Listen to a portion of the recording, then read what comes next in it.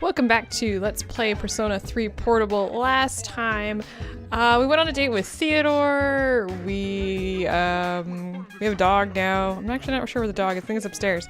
We got a dog now, and that's pretty much it, I think. I think we've gone ahead and actually already talked to everybody down here. I don't think anybody has anything really interesting to say, but yeah, you can see that we actually have a dog now. Koromaru has joined us. And let's go ahead and head out today. We're gonna go to the Colonial Mall. Summer school starts tomorrow, so we're gonna be buzzing through that. That's gonna be super exciting. Let's talk to the fortune teller today. Three blades close in on you, tearing the shadow apart. A brave howl confronts them. Things seem to be stirring around you once again. There is more. In the depths of the abyss, another blade watches you closely. Farewell then, may your future be bright. I don't know what that means. Nobody else has anything interesting to say. So we're gonna hang out with the monk this evening. Let's see what he has to say. Hey, sorry about, let's just forget about it, alright? Anyway, I'm sober today. So just sit down and listen to what this old monk has to say. All I gotta do is look all serious and recite the sutras and I can make easy money. At least that's what I thought, so I begged to take over my parents' temple. But every day is the anniversary of someone's death. I'm working 24/7 as if my temple was a convenience store. You can say either one of these. I'm gonna say, poor men know no leisure. It's only half true, kid. Sure, I've got no time for leisure, but I'm definitely not poor.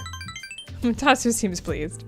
It varies, of course, but an offering can sometimes be as much as a salaryman's year-end bonus. But as you can see, I'm too busy. I gotta push this old body of mine to the limit. Maybe I should Maybe I should think of something else to do with my life. I can't keep this up for much longer. I've been drinking too much lately, making a fool of myself like I did the other day. You can say anything again. I'm gonna say it's time you retire. Yeah, maybe you're right. A person should know when enough's enough. Tatsu is forcing a smile. Oh, how about this? Tatsu is thinking. We never filed for divorce, and since I own the temple, we could all live there. I think it's a pretty good idea. I could retire and enjoy life for once. What do you think? So you can say either one of this. What do I think? Hey, come on, kid. I really put a lot of thought into this. Tatsu seems embarrassed. I'm thinking about asking them to come back. My wife and my son. First, I gotta find out where they are. I'll hire a detective. I don't care how much it costs.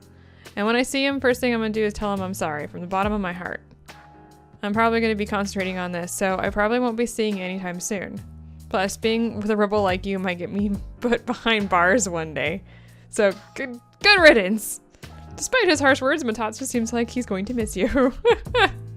So, he's gonna go find his wife and son through the detective. We've hit rank 9, so we do have one more level to go with him, so no worries. If I knew I was gonna end up this way, I would have never become a monk.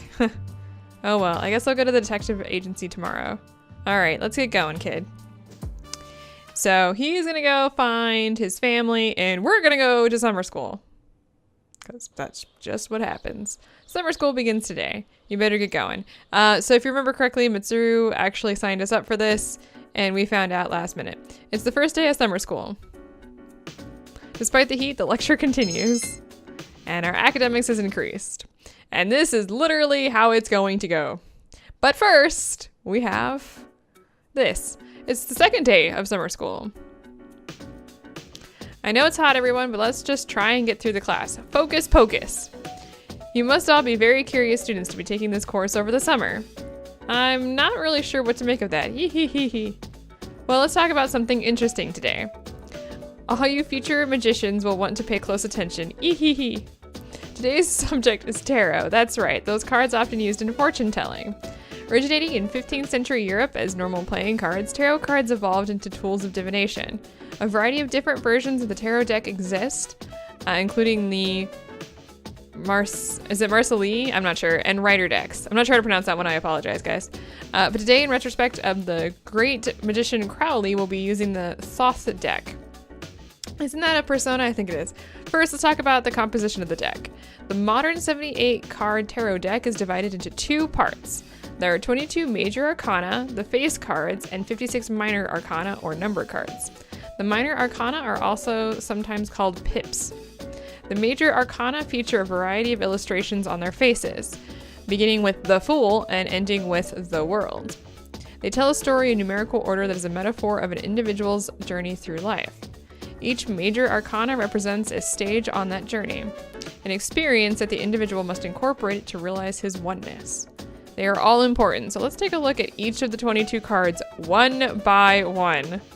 Oh yeah, we're doing this, you guys. I'm so sorry. The first card, numbered 0, is the Fool. It represents the beginning and suggests infinite possibilities.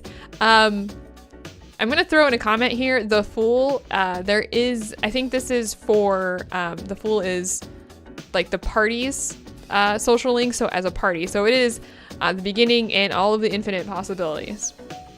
The next card, the Magician, represents action and initiative, but also immaturity.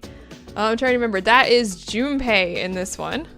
The Priestess represents contemplation and inner knowledge. So that would be Fuka. The Empress represents motherhood and the life it brings forth. We have not met this person yet, or we have not found the social link yet, so I'm not going to talk about it. The Emperor is an opposing card. It represents fathering and relates to leadership and decision-making skills. So that is the city council, or not city council, but the school council, and Hidatoshe.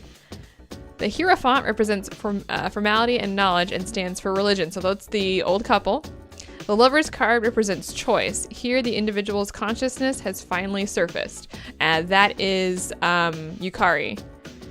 The Chariot represents victory for the individual, but only a momentary one. So that is Rio, the girl on the tennis or volleyball team. Justice represents the knowledge of what is right and what is wrong. We have not started this one yet. The Hermit represents the individual's search for answers by looking inward deep inside his heart. That is the Library Council, Sayori. Fortune represents fate and the opportunities that come with it. We haven't met Fortune yet. Strength represents both passion and self-control. It is depicted as power with reason. We haven't started this, but this is Korumaru, and the Strength social link is a little, it's a dog, so you don't really do much in that one. The Hanged Man reflects the individual's inability to take action, and that is the little girl at the shrine.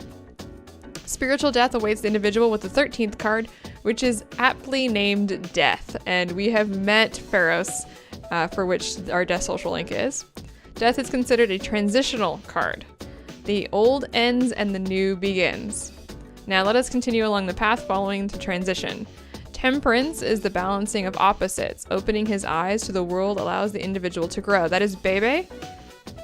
And as the Devil represents, he then faces temptation, which is the businessman. At the Tower, his values collapse on him. It seems as if he no longer has anything to believe in, but the Tower is the monk, don't forget. He then finds a glimmer of hope represented by the star, and he is suffused with a serene calm. The star being Akihiko. This bliss makes him vulnerable to the illusions of the moon. I don't think we've done any moon ones yet. Fears arise, and he follows the dim path in his heart with trepidation. But he's rewarded with a bright future represented by the sun, which signifies true achievement. We have not... Oh, yes, we have. We have started the sun. That is the dying man, believe it or not. Judgment awaits the individual at the end of his journey as he looks back on the path he has traveled. We have not done Judgment yet. The final card is the World, which represents the individual's full awareness of his place in the world, and we have not done that one either. That is the growth of an individual as explained by the tarot cards. Perhaps all this talk about life doesn't hit home with some of you young folks just yet. Now you can use all 78 cards to divine the future in detail, but most people only use the 22 major arcana. Okay, next let's talk about how to tell fortunes using the major arcana. First, you'll need to shuffle the cards. If a card is reversed, its meaning will change, so it's important.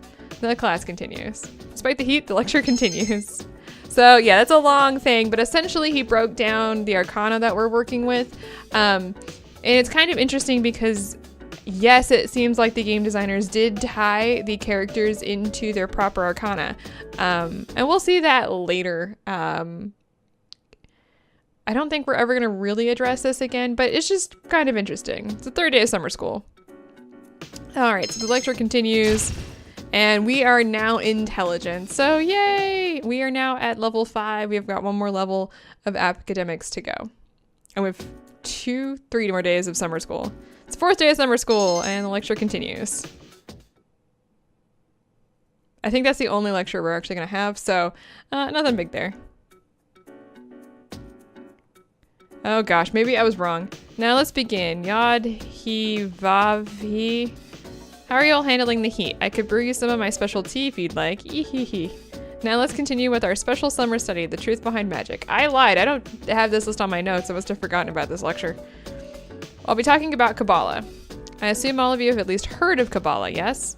It is known as the mystical study of the Hebrew scriptures, but as I mentioned before, it has had a great impact on Western sorcery. It has been said that to learn the secrets of magic, first you must truly understand Kabbalah. So who was the person who formed this incredible ideology known as Kabbalah? Well, according to the legend, it was Moses. Yes, that Moses, the Moses who gave us the 10 Commandments and split the Red Sea. But in reality, it was formulated by a group of rabbis long, long ago. However, because it consists of such a complicated coded system, Kabbalah did not become known to the Western world until much later. Now, it is important to note that there are many different ancient methods of deciphering Kabbalah. Of course, there is Gemtaria, the interpretation of text by replacing letters with the numbers they represent. There is Notaricon, I'm guessing, where you take a letter from each word to form another sentence or thought. I apologize if I'm pronouncing these wrong. There's also Tumara, a method where letters of words are replaced, thereby giving the sentence a new meaning. All of these different methods make it difficult to fully comprehend Kabbalah. Now, one of the most important ideas of Kabbalah is the Tree of Life, formed by the 10 Sephirot. I think it's Sephirot, because I think that's where Sephiroth comes from. Most illustrations depict it as a chart shaped like a tree. The 10 stages represented by the Sephirot, and the 22 paths connecting them represent the stages of creation God formed from his own self, as well as the direction in which humanity should evolve. This should be sounding familiar because we just talked about 22 Arcana 2 days ago. Where do we come from? Where are we going? These answers lie in the Sephirot. When training your magic, it's important to picture the Sephirot ever so often. I hope it's not Sephiroth, in all honesty. I apologize if it is, but I think it's Sephirot because I think the T is pronounced. And when you are meditating, you should focus on the Sephirot as well. If life was a test, the Sephirot would be the basic questions. All aspiring magicians should know them. So if you're looking for inspiration, try your hand at the Sephirot. By the way, did you notice that I said there are 22 paths? Yes, that's right, the same number as the major arcana I spoke about earlier. Now, continuing on, according to the Sephirot, the world is broken up into 4 stages. And the class continues. Despite the heat, the lecture continues. Oh, before I forget, I'll be giving supplementary lessons at the nurse's office starting in the 2nd term. I'm thinking about doing demonstrations using tarot cards, but I won't have time for that during the lecture. If you're interested, stop by after school. Everyone is welcome. We might check that out, but it's not necessary. So I'm hoping that's the last lecture because today is the last day of summer school. This is the last day of summer school. Summer school is just a week. I mean, that's not bad. No quizzes or anything like that. And we're done. Let's watch some TV. Up a report on the festival. The man riding on the portable shrine was knocked off. He was uninjured, but 3 of the shrine bearers underneath him were hospitalized. The inebriated man said, "If you're pissed off, try being the one on top." Alrighty then, I don't even know what's going on anymore. Let's talk to some people here. There's gonna be a summer festival at the shrine tomorrow. You going? Yes, we will be going. Really? Well, I probably won't go. Of course, I am in a financial crisis. But even more importantly, I'd like to go to events like this with a special girl, not by myself. Huh? Our senpai went out again. Where did they get the energy? I'm so tired. I think I'm gonna go to bed early tonight. Our senpai aren't here, so we can't go to Tartarus. But don't worry, we'll be able to go soon. Let's talk to Aigus here. I have learned the meaning of the summer festival. It seems like a very interesting event. I am looking forward to wearing the special item of clothing called a yukata. I'm sorry. Yukata. I don't know where I got yukata from because that's not right. It's yukata. Oh my gosh. Somebody's gonna smack me for that one. This will be a new experience for me.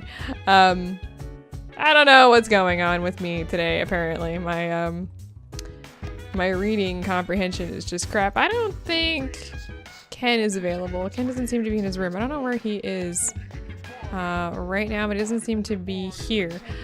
So that I'm actually gonna stop here because we have some stuff to do this evening, and then additionally we have the festival tomorrow, and we're gonna just drag on way too long. So just summer school today, and the stuff with the monk. I apologize for that. I know it's a little bit shorter than usual, but don't worry, we'll be back next time, and we will be going out actually with Koromaru. If you remember correctly, we need to take him on walks occasionally, and we need to take him out on a walk this time.